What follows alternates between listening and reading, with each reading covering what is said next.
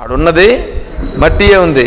ఇప్పుడు నీకు నామరూపాలు నీకు కనిపించవు.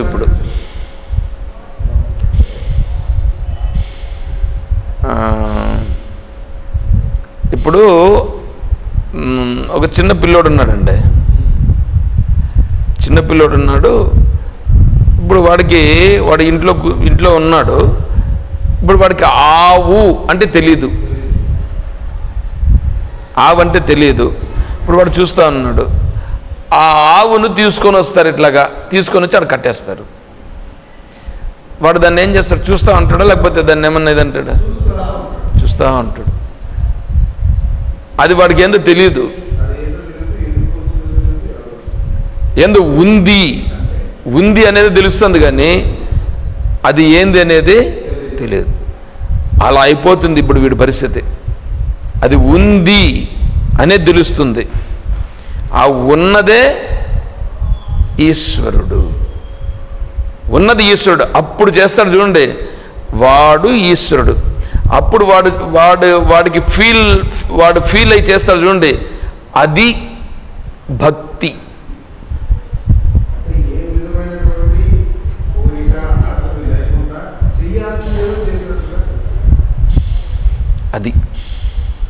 అది భక్తి అండి.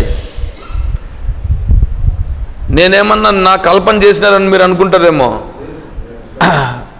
ఇప్పుడు 13వ శ్లోకం 12వ అధ్యాయం నుంచి 13వ శ్లోకం నుంచి తీసుకోండి. అద్వేష్ట సర్వభూతానాం మైత్రః కరుణ ఏవచ. సర్వభూతానాం అద్వేష్ట. ఎవరినైనా ద్వేషిస్తాడా? ద్వేషం ఉండదు. ఇప్పుడు ద్వేషం లేదు. ద్వేషం ఇప్పుడు నువ్వు నామరూపాలను చూస్తే ద్వేషం వస్తుందా? నామరూపాలను చూడకపోతే ద్వేషం వస్తుందా? నామరూపాలు చూస్తే ద్వేషం వస్తుంది. అందుకు నామరూపాలు తీసేయి. ఇప్పుడు అద్వేష్ట సర్వభూతానం మైత్రః, అంతా ఈశ్వరుని చూస్తున్నాడు. కరుణ ఏవచ, కరుణతో ఉంటాడు. నిర్మమో నిరహంకార. ఇక్కడ మమకారం ఉందా వాడికి? ఇది నాది అనేమన్నా ఉందా? అహంకారం కూడా లేదు. అప్పుడు ఏదన్నా ఒకవేళ చేస్తాడనుకో, అప్పుడు చేస్తూ ఉండేది ఏది? శరీరం చేస్తూ ఉంది, కానీ నేను చేయడం లేదు, నేను సాక్షిని. ఒకవేళ చేస్తే ప్రేమతో చేస్తాడు, ప్రేమతో చూస్తాడు. నిర్మమో నిరహంకార సమ దుఃఖ సుఖ క్షమి. సుఖ దుఃఖములు అనేటువంటివి అప్పుడు కూడా వస్తాయి, ఈ మనసుకు వస్తాయి. అయినా మనసుకు వచ్చినా కూడా దాని గురించి అది వస్తుంది. మనసుకు శరీరానికి వస్తుంది. నేనెవరు? నేను జీవత్వం. ఈ శరీరానికి వస్తూ ఉన్నాయి అవి ఆ సుఖ దుఃఖాలు. ఆ సుఖ దుఃఖాలు కర్మను అనుసరించి వచ్చినాయి. ఆ కర్మను అనుసరించి వచ్చినటువంటివి ఈ శరీరానికి ఈ మనస్సుకు వచ్చినాయి. ఈ శరీరానికి ఈ మనస్సుకు వస్తే నేను సాక్షిని. చూడండి ఎట్లా ఉండదు. సంతుష్ట సమదుఃఖ సుఖ క్షమి. సంతుష్ట సతతం యోగి.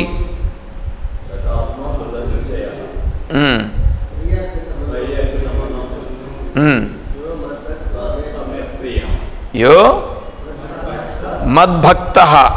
వాడు నా భక్తుడు. వాడు కదా నా భక్తుడు అన్నాడు భగవంతుడు. ఇంక మీరు లెక్కేసుకోండి, ఇంక నేను చెప్పాల్సిన పనిలే.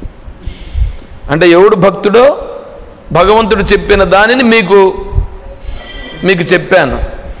మీరు అలా ఉంటారో లేదా ఇంకా ఎలా ఉంటారో అది ఎవరు నిర్ణయం చేసుకోవాలి?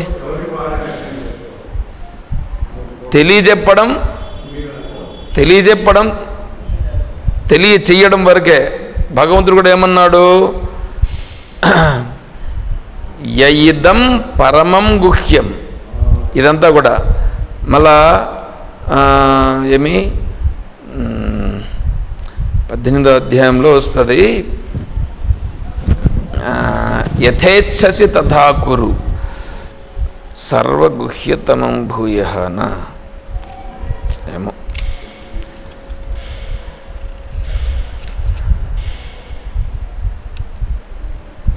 ఇతి తే జ్ఞానమాఖ్యాతం గుహ్యాత్ గుహ్యతరం మయ విమృశ్యైత దశేషేన యథేచ్ఛసి తథా కురు.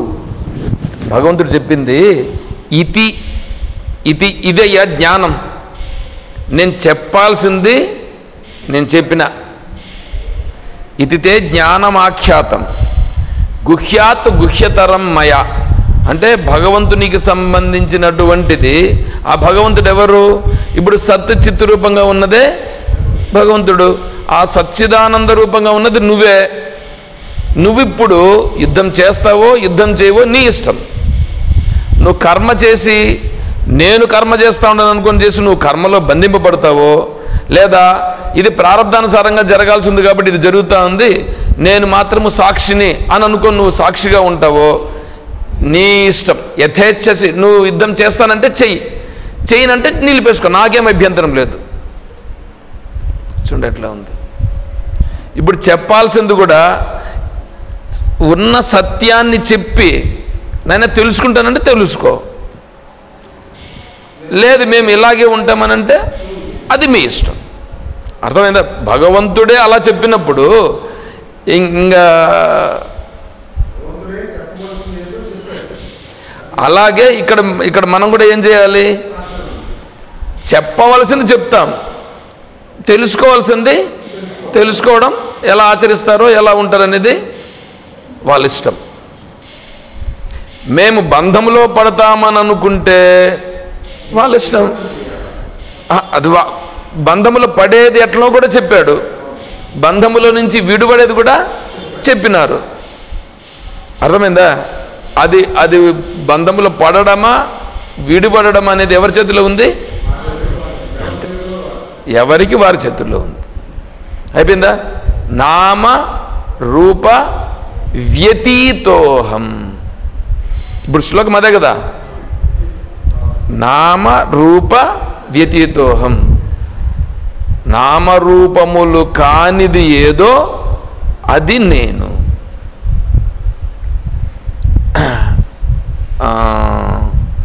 సరస్వతి రహస్యోపనిషత్ అనే ఒక ఉపనిషత్తులో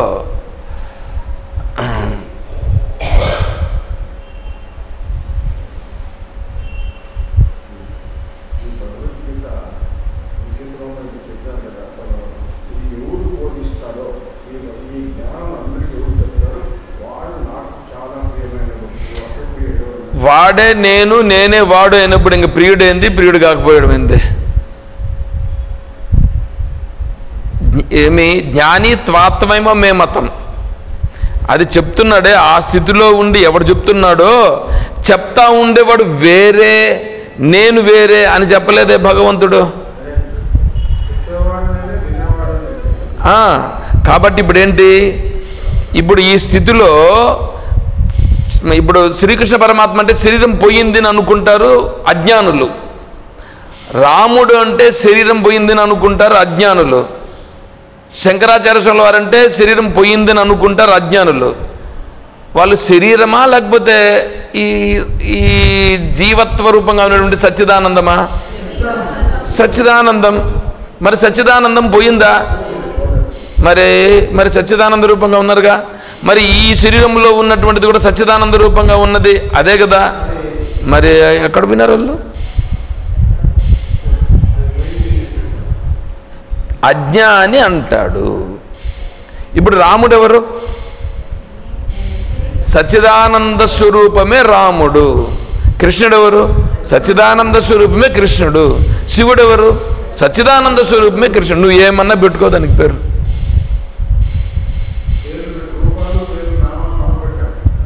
అంతే అయిపోయింది. తర్వాత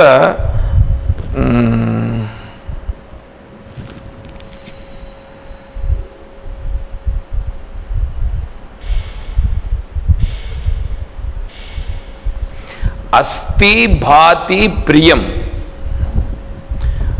అస్తి భాతి ప్రియం నామం రూపం చేతి పంచకం. అస్తి అస్తి అంటే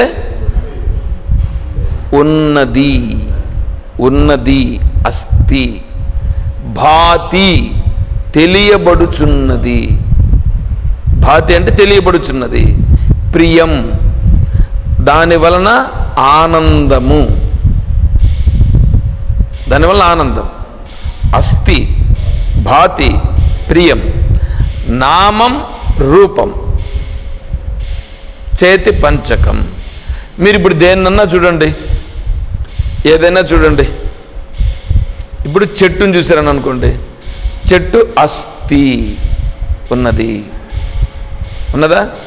భాతి తెలియబడుచున్నదా?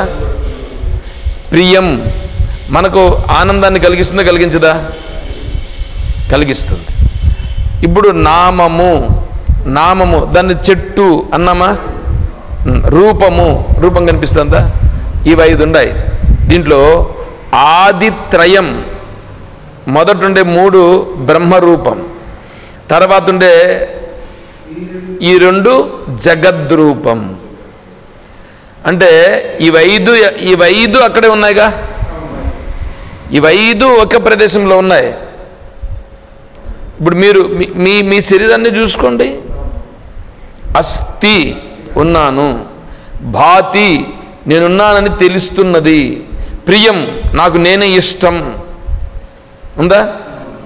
ఇప్పుడు నామము దీనికి ఒక పేరు పెట్టుకున్నావా? రూపం దీనికి ఒక రూపం ఉందా? ఈ నామరూపాలు జగత్, నామరూపాలు జగత్. ఈ అస్థి భాతి ప్రియం అనేది ఈశ్వరుడు. ఇవి 2 కలిసి ఉన్నాయి, ఇవి 2 కలిసినట్లుగా ఉన్నాయి. ఇవి రెండింటిని విడదీసేవాడే వివేకము కలిగిన వాడు, వాడే జ్ఞాని. విడదీస్తే జ్ఞాని. విడదీస్తే అంటే దాన్ని గొడ్డలు ఎత్తుకొని నరికి విడదీయడం కాదు. నామరూపములు ఇది జగత్ అని చెప్పి దాన్ని చూసి దానికి జగత్ అంటేనే జాయతే గచ్చతి, ఇది జగత్. అది కనిపిస్తూ ఉందే కానీ అది నిజంగా లేనిది, ఊరికే కనిపించిపోతూ ఉంది అంతే. అది మాయా. ఇప్పుడు బంగారు షాప్లోకి పోయినామని అనుకోండి, ఎన్ని ఆభరణాలు ఉంటాయి? ఇప్పుడు ఆభరణాలు ఉన్నాయా, బంగారు ఉందా? ఆభరణములు అంటే అజ్ఞాని, బంగారమునంటే జ్ఞాని. నువ్వు బంగారం అంటావా, జ్ఞానం అంటావా? ఆభరణాలు అంటే ఏమైంది? నామరూపాలు వచ్చేసింది. నామరూపాలను పట్టుకుంటే అజ్ఞాని, ఉన్న ఒరిజినాలిటీని పట్టుకుంటే జ్ఞాని. ఇప్పుడు ఒరిజినాలిటీని పట్టుకోవడమా లేకపోతే నామరూపాలను పట్టుకోవడం అనేటువంటిది వాళ్ళపైన. ఇప్పుడు చూడండి, ఈ ప్రపంచమంతా నడుస్తూ ఉండేది నామరూపముల పైన నడుస్తూ ఉందా లేదా? ప్రపంచం నడుస్తూ ఉండేది నామరూపాల పైన. ఈ నామరూపముల చేతనే ఈ జగత్తంతా నడుస్తున్నది. నామరూపములను చూస్తూ నామరూపములకు ఆధారంగా ఉండేటువంటి ఆ సత్ చిత్ ఆనందం అనేటువంటిదే నేను అని ఎవడైతే స్థిరపడిపోయినాడో వాడు ముక్తుడు. వాడు ముక్తుడు. వాడు చూసేదంతా చేసేదంతా ఇప్పుడు అలా ఉంటుంది, దానికి సంబంధించి చేస్తాడు. వాడు నా భక్తుడు. అర్థమైందా? క్లియర్గా ఉందా మనకి? దీంట్లో ఏం చేయమన్నాడు? ఇల్లు ఇడిచిపెట్టమన్నాడా?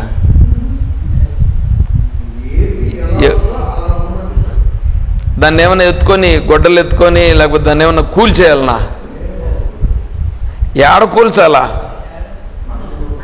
మనస్సులో నామరూపములను విడిచిపెట్టాలి. మనస్సులో నామరూపములను విడిచిపెడితే తెలుస్తుంది. కొంచెం నామరూపాలకు ప్రాధాన్యము తగ్గించేస్తే అప్పుడు తెలుస్తుంది దాని వాల్యూ.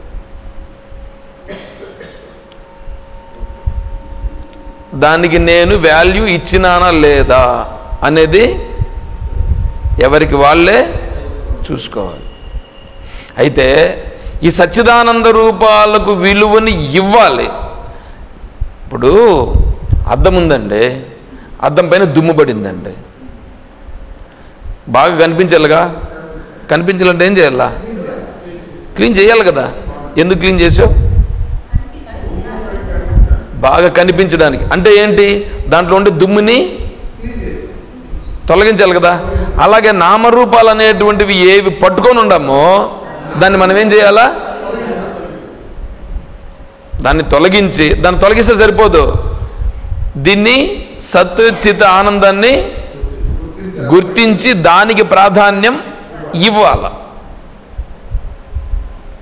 ప్రాధాన్యం ఇస్తేనే అప్పుడు అది అక్కడ నీకు చాలా స్పష్టంగా నిలబడుతుంది. ఎందుకంటే ఇప్పుడు ఈ మూల ఒక దిబ్బేస్తారు.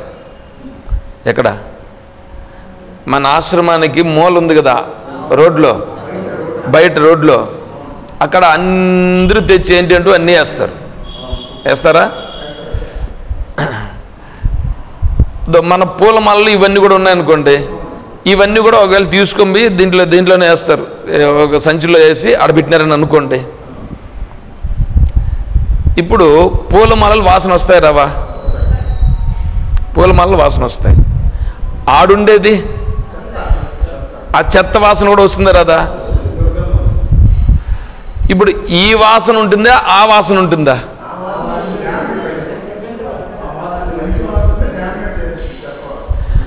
అయితే పూల వాసన లేదా? పూల వాసన ఉంది. ఎందుకు? అది ఎక్కువగా ఉంది. ఈరోజు మాత్రమే కాదు ఉండేది, అది ఎప్పటి నుంచినో పడతానే ఉంది. ఎత్తతా ఉండరు. దాన్ని క్లీన్ చేయడం అనేటువంటిది, దానికి ఏదో వేసి, దాన్ని ఏమంటారు, డివోడరెంటో ఏదన్నా వేసి కడిగి ఏమన్నా చేస్తే మళ్ళా వేయకుండా ఉంటే అప్పుడు నీకు ఆ వాసన రాకుండా ఉంటుంది. అప్పుడు పూల వాసన మాత్రమే ఉంటుంది. అవునా? అట్లా లేకుండా రోజు ఏమో వాళ్ళు వచ్చి ఎత్తేస్తారు, దాన్ని ఏమో ఎత్తుతారు. ఈ పూలు కూడా ఎత్తుకొని మనం కూడా ఇస్తాం. ఇప్పుడు పూల వాసన ఉంటుంది, దాని వాసన ఉంటుంది. అయినా ఏది ఎక్కువ ఉంది? అది ఎక్కువ ఉంది. దాని ప్రభావం ఆల్రెడీ కొంతకాలం నుంచి అది జరుగుతూ ఉంది కాబట్టి ఆ వాసనే ఉంటుంది, కానీ ఈ వాసన ప్రభావం పెరగదు, తెలియదు. దీని వాసన ఉన్నట్లు కూడా పెద్దగా తెలియదు. అలాగే ఇప్పుడు మనం విచారణ చేసినాం, అమ్మయ్య నేనే బ్రహ్మము, అహం బ్రహ్మాస్మి. స్వామి కూడా చెప్పేశా, అహం బ్రహ్మాస్మి, బ్రహ్మైవాహమస్మి. ఏమప్పా ఉండొచ్చు కదా, అహం బ్రహ్మాస్మి బ్రహ్మైవాహమస్మి ఉండొచ్చు కదా, అట్లాగే ఉండొచ్చు కదా. కానీ ఈడైతే గుర్తించినాం, అంటే పుష్పమాలల దగ్గరికి విన్నాం కాబట్టి వాసన వచ్చింది. మళ్ళా అంటే ఆల్రెడీ ఏముంది ఇక్కడ? ముందర ఉంది, ఇక్కడ లోపల ఉంది. కాబట్టి దాన్ని ఏం చేయాలి మనం? దీనిని పెంచుకుంటూ, దేనిని పెంచుకుంటూ? సచ్చిదానంద రూపాలను పెంచుకుంటూ ఈ నామరూపాలను కడగాల. ఎందో వేసి ఫెనాయిలో, లేకపోతే డెటాలో, లైజాలో, క్రిజాలో, ఇంకా మీరు ఏమన్నా వేస్తారో వేసి ఎట్లా కడుగుతారో కడగాలి. చేయాలవుద్దా? అవి చేస్తే ఇది దృఢమవుతుంది.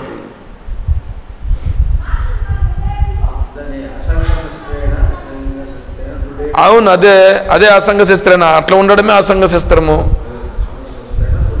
15వ అధ్యాయంలో అదే చెప్పింది భగవంతుడు పురుషోత్తమ ప్రాప్తి యోగంలో.